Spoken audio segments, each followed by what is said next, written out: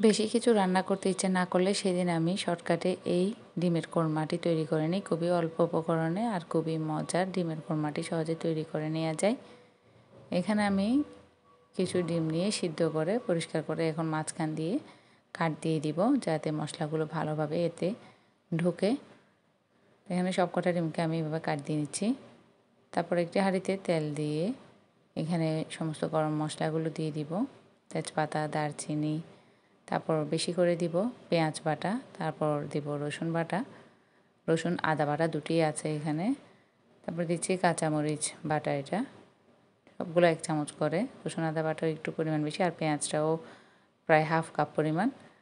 আর এখানে দিয়ে দিলাম একটি গরম মশলার গুঁড়ো, ধনে গুঁড়ো, জিরা গুঁড়ো সবগুলো অল্প অল্প দিয়ে এখানে দিয়ে দিব একটি ম্যাগি মশলা। ম্যাগি মশলাটা দিলে স্বাদটা দ্বিগুণ হয়। তারপর দিয়ে দিচ্ছি হলুদ গুঁড়ো, লবণ আর অল্প পরিমাণে পানি দিয়ে ভালো করে মশলাটাকে কষিয়ে নিয়ে এখন এখানে দিয়ে দিব আমি ডিম। এটা খুবই সিম্পল আর এত সহজেই ঝটপট তৈরি করে নেওয়া যায়, আর খেতে খুবই মজার। বাচ্চারাও খুব বেশি পছন্দ করে এই ডিমের কোরমাটি। তারপর এখানে এক পর্যায়ে দিয়ে দিব দুধ।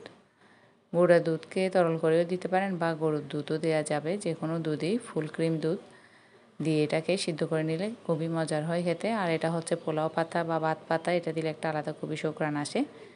তারপর এখানে দিয়ে দিচ্ছি কয়েকটা কাঁচামরিচ ফালি করে।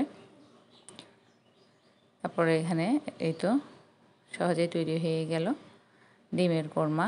খুবই অল্প সময়ে মাত্র 5 মিনিটেই তৈরি করে নেওয়া যায়, এমনই সহজ রেসিপি এটি। তো আজকের জন্য এই পর্যন্তই। আল্লাহ হাফেজ।